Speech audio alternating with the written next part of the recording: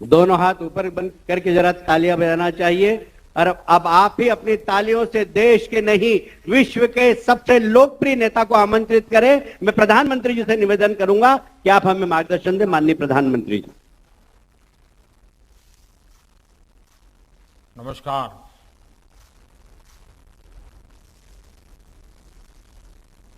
महामंडलेश्वर कंकेश्वरी देवी जी और राम कथा आयोजन से जुड़े सभी महानुभाव, गुजरात की इस धर्मस्थली में उपस्थित सभी साधु संत, महंत, महामंडलेश्वर एससी ट्रस्टा नंदा ट्रस्ट के सदस्यगण, अन्य विद्वान और श्रद्धालुगण, देवी और सज्जनों, हनुमान जयंती के पावन अवसर पर आप सभी को, समस्त देशवासियों को बहुत बहुत शुभकामनाएं। इस पावन अवसर पर आज मोरबी में हनुमान जी की इस भव्य मूर्ति का लोकार्पण हुआ है। ये देश और दुनिया भर के हनुमान भक्तों के लिए, राम भक्तों के लिए बहुत सुखदाई है।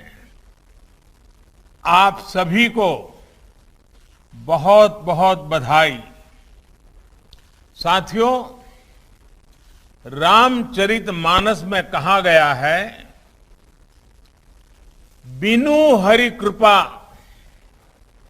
बिनु हरि कृपा मिल ही नहीं संता।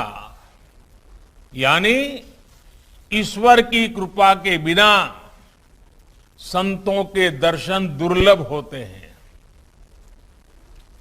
मेरा यह सौभाग्य है कि बीते कुछ दिनों के भीतर मुझे मां अंबा जी, उमिया माता धाम, मां अन्नपूर्णा धाम का आशीर्वाद लेने का मौका मिला है। अब आज मुझे मोरबी में हनुमान जी के इस कार्य से जुड़ने का, संतों के समागम का हिस्सा बनने का अवसर मिला है। भाइयों और बहनों, मुझे बताया गया है कि हनुमान जी की इस तरह की 108 फीट ऊंची प्रतिमा देश के 4 अलग अलग कोने में स्थापित की जा रही है। शिमला में ऐसी ही एक भव्य प्रतिमा तो हम पिछले कई वर्षों से देख रहे हैं। आज यह दूसरी प्रतिमा मोरबी में स्थापित हुई है। 2 अन्य मूर्तियों को दक्षिण में रामेश्वरम और पश्चिम बंगाल में स्थापित करने का कार्य चल रहा है, ऐसे मुझे बताया गया। साथियों, ये सिर्फ हनुमान जी की मूर्तियों की स्थापना का ही संकल्प नहीं है, बल्कि ये एक भारत श्रेष्ठ भारत के संकल्प का भी हिस्सा है। हनुमान जी अपनी भक्ति से, अपने सेवा भाव से सबको जोड़ते हैं। हर कोई हनुमान जी से प्रेरणा पाता है। हनुमान वो शक्ति और संबल है जिन्होंने समस्त वनवासी प्रजातियों और वन बंधुओं को मान और सम्मान का अधिकार दिलाया। इसलिए एक भारत श्रेष्ठ भारत के भी हनुमान जी एक अहम सूत्र है। भाइयों और बहनों, इसी प्रकार राम कथा का आयोजन भी देश के अलग अलग हिस्सों में लगातार होता रहता है। भाषा बोली जो भी हो, लेकिन राम कथा की भावना सभी को जोड़ती है। प्रभु भक्ति के साथ एकाकार करती है। यही तो भारतीय आस्था की, हमारे अध्यात्म की, हमारी संस्कृति, हमारी परंपरा की ताकत है। इसने गुलामी के मुश्किल कालखंड में भी अलग अलग हिस्सों को, अलग अलग वर्गों को जोड़ा। आजादी के राष्ट्रीय संकल्प के लिए एकजुट प्रयासों को सशक्त किया। हजारों वर्षों से बदलती स्थितियों के बावजूद भारत के अड़िग अटल रहने में हमारी सभ्यता, हमारी संस्कृति की बड़ी भूमिका रही है। भाइयों और बहनों, हमारी आस्था, हमारी संस्कृति की धारा सद्भाव की है, समभाव की है, समावेश की है। इसलिए जब बुराई पर अच्छाई को स्थापित करने की बात आई तो प्रभु राम ने सक्षम होते हुए भी, खुद से सब कुछ करने का सामर्थ्य होने के बावजूद भी उन्होंने सबका साथ लेने का, सबको जोड़ने का, समाज के हर तबके के लोगों को जोड़ने का, छोटे बड़े जीव मात्र को उनकी मदद लेने का और सबको जोड़ करके उन्होंने इस काम को संपन्न किया। और यही तो है सबका साथ सबका प्रयास। ये सबका साथ सबका प्रयास का उत्तम प्रमाण प्रभु राम की ये जीवन लीला भी है, जिसके हनुमान जी बहुत अहम सूत्र रहे हैं। सबका प्रयास की इसी भावना से आजादी के अमृत काल को हमें उज्जवल करना है, राष्ट्रीय संकल्पों की सिद्धि के लिए जुटना है। અને આજે જ્યારે મોરબીમાં કેશવાનંદ બાપુની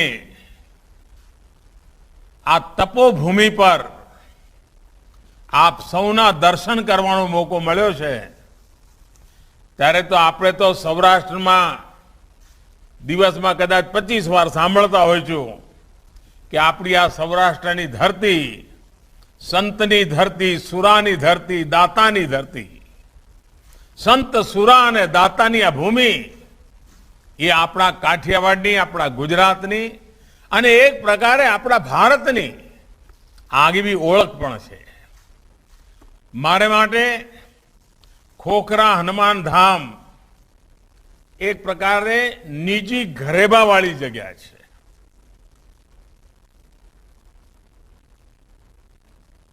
एनी साथे मारो नातो मर्म અને કર્મનો રહ્યો છે, એક પ્રેરણાનો નાતો રહ્યો છે। વર્ષો પહેલા જ્યારે જ્યારે મોરબી આવવાનું થયું, કાર્યક્રમો ચાલે ને સાંજ પડે એમ થાય કે હાલો જરા હનુમાન ધામ જઈ આવીએ, પૂજ્ય બાપુ પાસે 5-15 મિનિટ વિતાવીએ, એમના હાથે કાંઈ પ્રસાદ લેતા આવીએ। અને જ્યારે मच्छू डेमनी घटना घटी, दुर्घटना घटी, त्यारे तो आ हनुमान धाम प्रवृत्ति थी धमधमतुं थई गयुं अने एना कारणे मारो स्वाभाविक रीते बापू साथे घनिष्ठ नातो आव्यो। अने ए दिवसोमां चारे तरफथी लोको ज्यारे सेवा भावथी काम माटे आवता, त्यारे आ बधा स्थान हता मथक बनी गया कि ज्यांथी मोरबीना घेर घेर मदद पहोंचाडवानुं काम चालतुं हतुं। एक सामान्य स्वयंसेवकना नाते मने लांबो समय तमारी बधानी वच्चे रहीने ये दुखनी घड़ीमां आपनी साथे रहेवानुं, आपना माटे जे कंई चालतुं हतुं एमां जोडावानुं मने सौभाग्य मळ्युं हतुं। अने ए वखते પૂજ્ય બાપુ સાથે જે વાતો થતી હતી એમાં મોરબી આનાથી પણ ભવ્ય બનાવવું છે ભાઈ. ઈશ્વરની ઈચ્છા હતી, આપણી કસોટી થઈ ગઈ એમ કે બાપુ. અને હવે આપણે અટકવાનું નથી, બધાએ લાગી પડવાનું છે. બાપુના શબ્દો બહુ ઓછું બોલતા પણ સરળ ભાષામાં વાત મૂકતા. આધ્યાત્મની દ્રષ્ટિથી પણ માર્મિક વાત કરવાની પૂજ્ય બાપુની વિશેષતા રહી હતી. ત્યાર પછી પણ અનેક વાર એમના દર્શન કરવાનું સૌભાગ્ય મળ્યું. અને જ્યારે ભુજમાં અને કચ્છમાં ભૂકંપ આવ્યો, હું એમ કહી શકું કે મોરબીની દુર્ઘટનામાંથી જે પાઠ ભણ્યા હતા, જે શિક્ષણ લીધું હતું, આવી પરિસ્થિતિમાં કેવી રીતે કામ કરાય એનો જે અનુભવ હતો એ ભૂકંપની અંદર કામ કરવામાં લેખે લાગ્યો. અને એટલા માટે હું આ પવિત્ર ધરતીને વિશેષ ઋણી છું. કારણ જ્યારે પણ મોટી સેવા કરવાનો મોકો આવ્યો તો મોરબીના અનુભવ આજે પણ એ સેવા ભાવથી કામ કરવાની પ્રેરણા આપે છે. અને જેમ ભૂકંપ પછી કચ્છ ઝળહળી ઉઠ્યું છે, એવું જ આફતને અવસરમાં પલટવાની ગુજરાતીઓની જે આગવી તાકાત છે એ મોરબીએ પણ બતાવી. આજ આપે જુઓ, ચીની માટીના ઉત્પાદકો આપણા ટાઇલો બનાવવાનું કામ કહો, ઘડિયાળનું કામ કહો, તો મોરબી આવી એક ઔદ્યોગિક પ્રવૃત્તિનું પણ કેન્દ્ર બની ગયું. નહીં તો પહેલા બચ્છુ ડેમ પહેલા ચારે તરફ ઈંટોના ભઠ્ઠા સિવાય કઈ દેખાતું નહોતું. મોટી મોટી ચીમનીઓ અને ઈંટોના ભઠ્ઠા. આજે મોરબી આન બાન શાન સાથે ઊભું છે. અને હું તો પહેલા પણ કહેતો હતો કે એક બાજુ મોરબી, બીજી બાજુ રાજકોટ અને ત્રીજી બાજુ જામનગર. જામનગરનો બ્રાસ ઉદ્યોગ, રાજકોટનો એન્જિનિયરિંગ ઉદ્યોગ અને મોરબીનો ઘડિયાળનો ઉદ્યોગ કહો કે આપણા સિરેમિકનો ઉદ્યોગ કહો, આ ત્રણેયનો ત્રિકોણ જોઈએ તો એમ લાગે કે જાણે એક નવું મિની જાપાન આપણે ત્યાં સાકાર થઈ રહ્યું છે. અને આ વાત હું આજે જોઈ રહ્યો છું કે એક એવો સૌરાષ્ટ્રની અંદર એક એવો આ ત્રિકોણ ઉભો થયો છે. અને હવે તો એમાં કચ્છ પણ પડખે ઉભેલું કચ્છ પણ ભાગીદાર બની ગયું છે. આનો જેટલો આપણે ઉપયોગ કરીએ અને જે રીતે મોરબીમાં ઇન્ફ્રાસ્ટ્રક્ચરનો વિકાસ થયો છે, મુખ્ય રીતે બધી સાથે જોડાઈ ગયું છે. આ અર્થમાં મોરબી, જામનગર અને રાજકોટ અને આ બાજુ કચ્છ એક પ્રકારે રોજગારની નવી તકો ઊભી કરનારું એક સામર્થ્યવાન નાના નાના નાના ઉદ્યોગોથી ધમધમતું કેન્દ્ર બનીને ઉભર્યું છે. અને જોત જોતામાં મોરબી એક મોટા શહેરનું રૂપ લેવા માંડ્યું અને મોરબીએ પોતાની આગવી ઓળખ ઊભી કરી. આજે દુનિયાના અનેક દેશોમાં મોરબીની પ્રોડક્ટ પહોંચે છે, એના કારણે લોકોને મોરબીની ઓળખ થઈ ગઈ છે.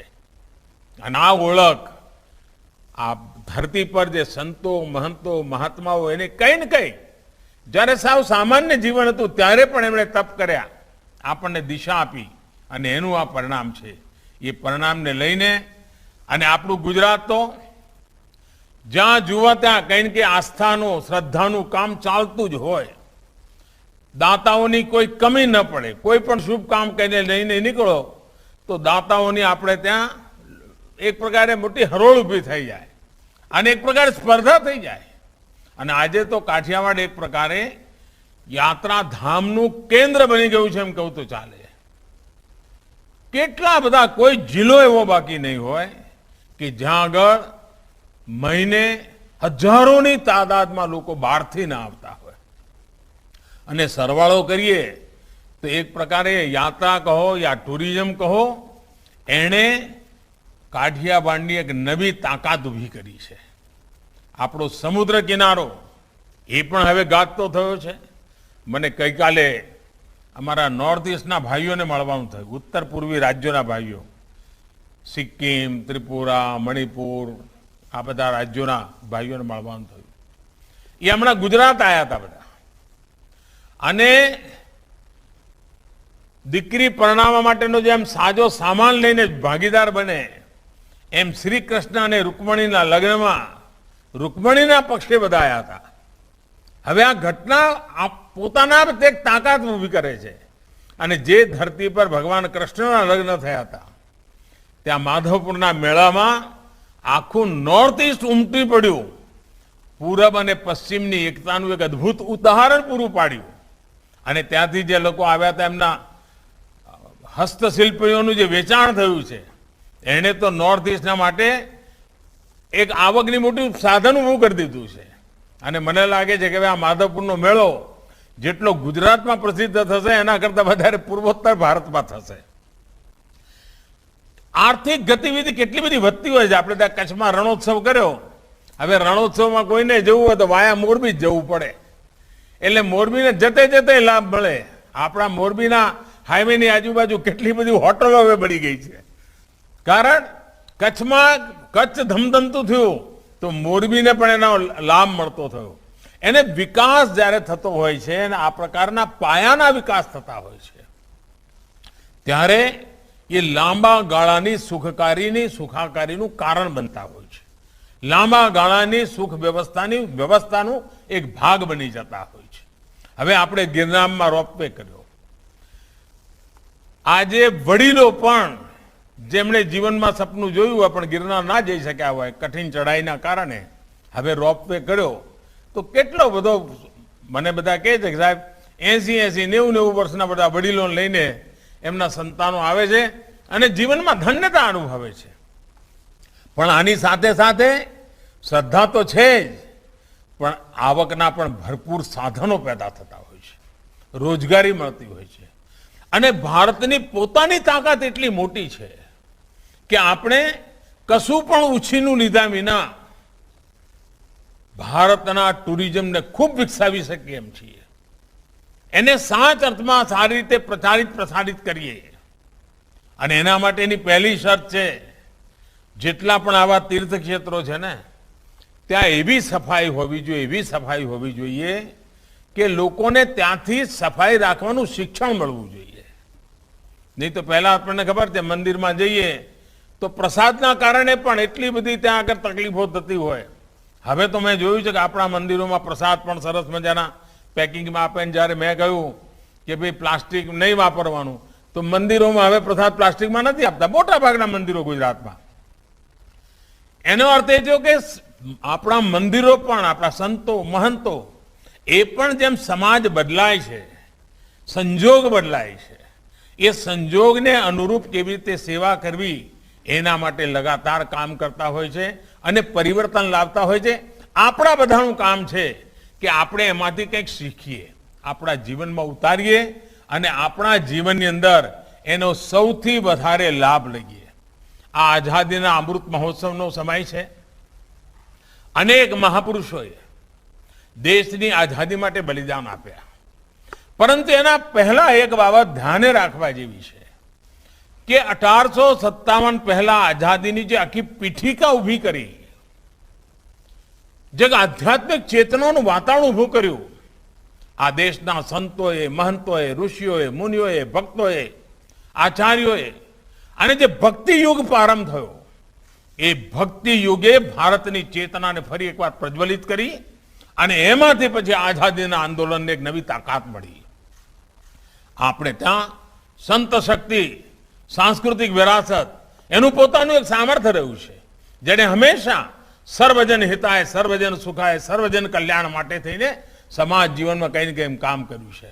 અને એટલા માટે આપણા માટે તો હનુમાનજીને યાદ રાખવાનો મતલબ જ એ છે કે સેવા ભાવ, સમર્પણ ભાવ. હનુમાનજીએ આ જ શીખવાડ્યું છે. હનુમાનજીની ભક્તિ સેવા પૂર્તિના રૂપે હતી. હનુમાનજીની ભક્તિ સમર્પણના રૂપે હતી. ખાલી કર્મકાંડ વાળી ભક્તિ હનુમાનજીએ ક્યારે નથી કરી. હનુમાનજીએ જાત ઘસીને સાહસ કરીને પરાક્રમ કરીને પોતાની સેવાની ઊંચાઈ વધારતા ગયા છે.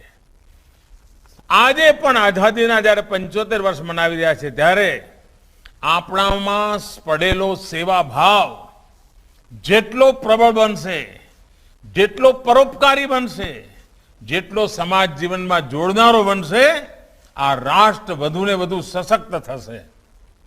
અને આજે હવે ભારતને આમ નામ રહેવું પાલવે એમ છે જ નહીં ભાઈ. હવે ભારત આપણે ઊંઘતા હોઈએ કે જાગતા હોય પણ આપણે હવે આગળ વધ્યા વિના છૂટકો જ નથી. દુનિયાની સ્થિતિ એવી બની છે. આજે આખી દુનિયા કહેવા માંડી છે આત્મનિર્ભર થવું પડે. હવે જ્યારે સંતોની વચ્ચે બેઠો છું તો આપણે લોકોને ના શીખવાડીએ લોકલ માટે થઈને વોકલ થાવ, વોકલ ફોર લોકલ. આ વાત લગાતાર કહેવી જોઈએ કે નહીં કહેવી જોઈએ? આપણા દેશમાં બનતું, આપણા લોકો દ્વારા બનાવેલી, આપણા મહેનતથી તૈયાર થયેલી ચીજો જ ઘરમાં વાપરીએ. એ જો વાતાવરણ બનશે, તમે વિચાર કરો કેટલા બધા લોકોને રોજગાર મળશે. બહારથી લઈ આવીએ સારું લાગે, પણ સહેજ ભલે 19 વર્ષનો ફરક હોય, પણ ભારતના માણસે બનાવેલું હોય, ભારતના પૈસેથી બનેલું હોય, ભારતના પસીનાની એમાં મહેક હોય, ભારતની ધરતીની મહેક હોય, તો એનો ગૌરવ, એનો આનંદ અનેરો હોય છે. અને તેથી આ 25 વર્ષ અમારા સંતો મહંતો બધે જ્યાં જાય ત્યાં ભારતમાં બનેલી ચીજો ખરીદવા માટેના આગ્રહી બને ને તોય હિન્દુસ્તાનની અંદર રોજી રોટી માટે કોઈ દી તકલીફ ન પડે એવા દિવસો આપણી સામે આવી જાય. અને આપણને તો જ્યારે આપણે હનુમાનજીના વખાણ કરતા હોઈએ કે હનુમાનજી આ કર્યું, હનુમાનજી તે કર્યું, હનુમાનજી આમ કર્યું, પણ હનુમાનજી શું કે? અને એ જ આપણા જીવનની અંદર પ્રેરણા છે. હનુમાનજી કાયમ કહેતા, સૌ સબ તબ પ્રતાપ રઘુરાઈ, સૌ સબ તબ પ્રતાપ રઘુરાઈ, नाथ न कछु मोरी प्रभुताई, नाथ न कछु मोरी प्रभुताई. यानी अपने हर काम, अपनी हर सफलता का श्रेय हमेशा उन्होंने प्रभु राम को दी. उन्होंने कभी ये नहीं कहा कि मेरे कारण हुआ है, जो कुछ भी हुआ है प्रभु राम के कारण हुआ है. आज भी हिंदुस्तान जहां भी पहुंचा है, आगे जहां भी संकल्प करना चाहता है, उसका एक ही रास्ता है, हम सभी भारत के नागरिक. और वही शक्ति है मेरे लिए तो ये 130 करोड़ मेरे देशवासी वही राम का स्वरूप है. उन्हीं के संकल्प से देश आगे बढ़ रहा है, उन्हीं के आशीर्वाद से देश आगे बढ़ रहा है. उस भाव को लेकर के हम चले. इसी भाव के साथ मैं फिर एक बार इस शुभ अवसर पर आप सबको अनेक अनेक शुभकामनाएं देता हूं. हनुमान जी के श्री चरणों में प्रणाम करता हूं. बहुत बहुत धन्यवाद.